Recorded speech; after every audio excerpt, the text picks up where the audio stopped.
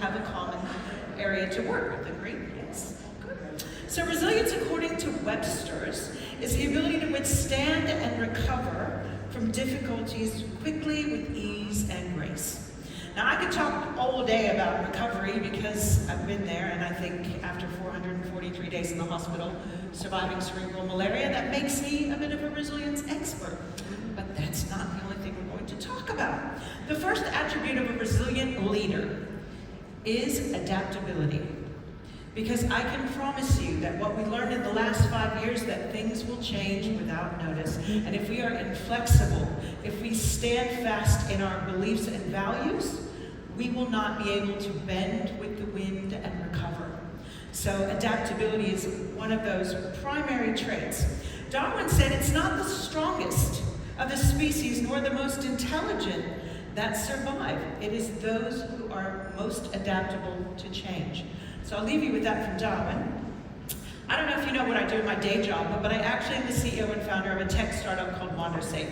We make a safety app that's free, it's used all around the world, and its purpose is to help women and vulnerable people, and that's anyone, people with disabilities like me, to be able to discreetly call for help, to let someone know quickly, like as in quick as in 10 seconds quick, that they're in trouble, and be accurately located anywhere in the world within 3 meters, provided their cell phone works.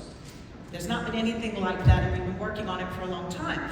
But when we developed this, our first idea, which was pre-COVID, didn't really incorporate what we want now from our technology. Now that we have AI, now that we can ask AI, like, tell me where the nearest thing is, or where the nearest fire department, or the nearest safety resource. So we've had to develop and continue to develop our product to be able to meet the needs of the market.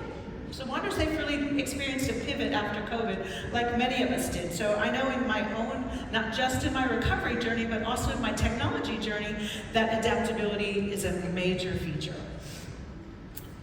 The next feature is growth mindset. Now we all kind of understand growth mindset versus fixed mindset. One always thinks everything should be, and the other one looks at challenges as an opportunity. So in the growth mindset as it relates to resilience, we know that everything is possible. We believe that you should find the yes. And in my company, that's our primary core value. Find the yes. Because that answers so many questions. If someone gets stuck, I'm like, did we find the yes?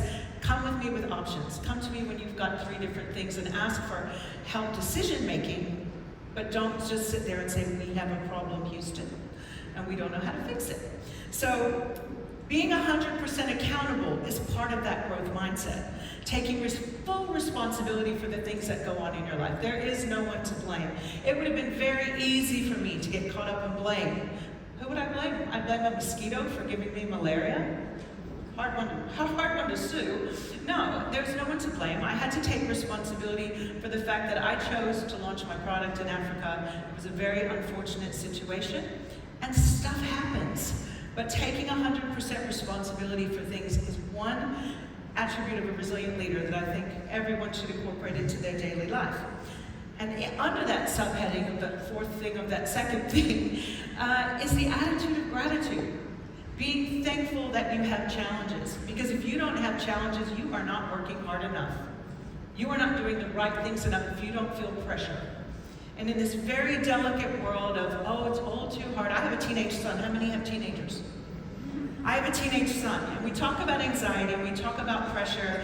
And when it gets a little bit intense and it heats up in his life, I'm like, wait till you get to adulting. That's going to be real fun. These are lessons, you know, and you've got the gas on slow burn right now, but it only gets harder and faster as we get older and we take on more. But you know, there's an adage that says where much is given, much is required. So when I think about the challenges I have, I'm actually super grateful that I have them because I've learned so much in such a short period of 3 years of my recovery. And I am thankful for those lessons. They've helped me grow in ways that had I not have had those challenges, that isolation. I spent 443 nights in the hospital since 2019. I'm an expert at hospitals. And in some places I have PTSD on hospitals now. I can't stand to go there. And I certainly don't want to be in one ever again if I don't have to. But what I learned about the process. How much respect I have for people who work in healthcare is simply amazing. So this weekend I had my own little lesson in resilience. I'll kind of deviate for just 1 minute because I'm keeping time here. I recently, since last year when I saw all of you, have a new development in my life. I actually have two. The first one is in the growth mindset. I didn't know that I would forgive malaria so much that I would actually take up fighting it. And so just in the last month, I've accepted the ambassadorship for Rotary International for their Finish the Fight campaign for Rotarians Against Malaria. And I'm standing up to help them eradicate malaria in the Western Pacific Rim, liaise with the Gates Foundation for grant funding and joint funding so that we can eradicate malaria once and for all. So I've actually joined the team.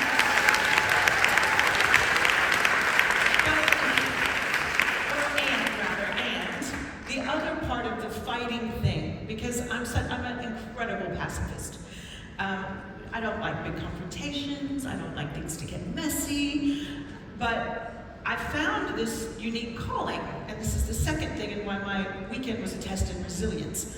So, I've taken up parafencing. Anyone that's wheelchair fencing? And it's a very violent sport. You hit people with swords. And you get to. And in fact, the more violent you are, the more aggressive you are, the more you win. Now, this has had to become a growth mindset shift for me, because I was always raised, don't hit people with things, don't hit in the head. We all heard those things from our mothers. And so this weekend, I came to France a bit early, and I competed on Sunday in my first qualifier for the 2024 Paralympics. No, wait,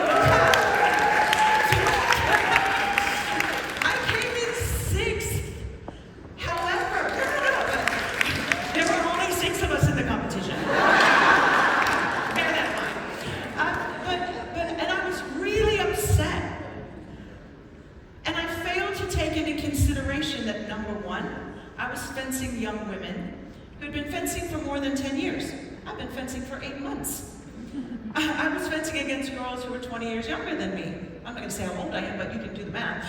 So, you know, there was an age difference to that challenge. I was fencing in equipment that wasn't mine. I had to take my legs off and strap myself to a chair that I didn't trust. And there were all of these things. And when I came in sixth, the personality that I had was not very happy that I didn't place. Although all of the data would say, you got a pretty good reason why, I wasn't listening, and I was really disappointed with myself, which was just me being typically hard on myself, as women tend to be. But all of these women were there because they put the work in, just like I had. They were focused, they were committed, they were passionate. But I learned the mechanics of competing. And I had never competed at an international sporting event ever. So I needed to basically, you know, get wet. Basically get in there and get wet for the first time. Like jump in the end of the ocean and just swim. And after I got over the momentary tears of placing sixth and not winning for my country, which I was really hoping I would, I came to appreciate the lessons that I learned. So the fact that I came in sixth in a fencing competition on the weekend, but it really tested my resilience to pick myself up and recover quickly, be a good sport about it all, and not get anything broken or skewered. So grateful for that. The third one is emotional intelligence, and I said I was going to give you 4. Now, EQ is our ability to regulate our own emotions, and this is a nice dovetail from where I just was at fencing to where we are right now talking about leadership and resilience. Because EQ requires us to take in challenges and to be able to find the Zen. And part of finding our Zen, when stuff happens, when it gets difficult and challenging, is making sure that we are doing enough self-care. And I know that term has been thrown around so many times. Is it getting a manicure? Is it going for a massage? That might be it for you, or it might be going for a run, like my friend Mary, who's in the room somewhere. Who's a runner. Yes, it depends on what your thing is, but making sure you do it to take care of you. Because it is in these difficult times when we are going to have to dig deep and find it in ourselves to get through stuff. And if you don't have enough in the bank, if you are not storing up enough of the good stuff for you, you can't help anyone else. It's like the airline adage, put your mask on first before helping others. There's a reason. If you're not breathing, you can't help anyone.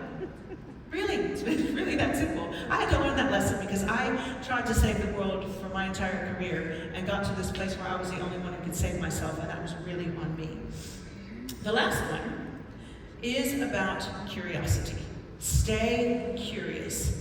Because as you move through things, you will, and it ties into finding the yes a little bit, but I was having this amazing conversation earlier about aging and wisdom and learning. Because when we learn things, what goes on in our brain is growth. And as we get older, we stop learning new things because we think we know everything. We know the lyrics to our favorite song. We know our favorite dance moves. We know our favorite movie lines. We know a lot. But are we really truly learning? And I parallel learning and growth to a tree. And I told this story earlier today, but I meant it. When you see a tree and it doesn't have any green leaves on it, you are likely to think that that tree is going to die, correct? But if you see one little tiny green leaf, you know that there's still life in the tree.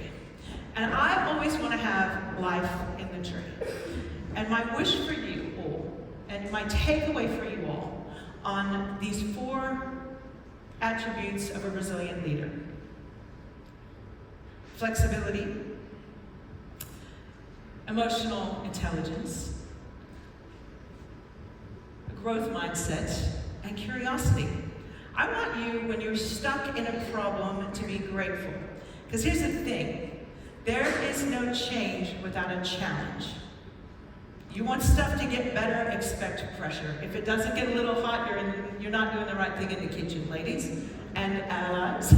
But know this, and my wish for you is that you'll remember these 4 things, so that when you next need to pull and dig deep to get through something difficult, when your resilience is challenged, you'll have a few extra tools in there that work for you. Thank you very much. Enjoy the rest of the conference.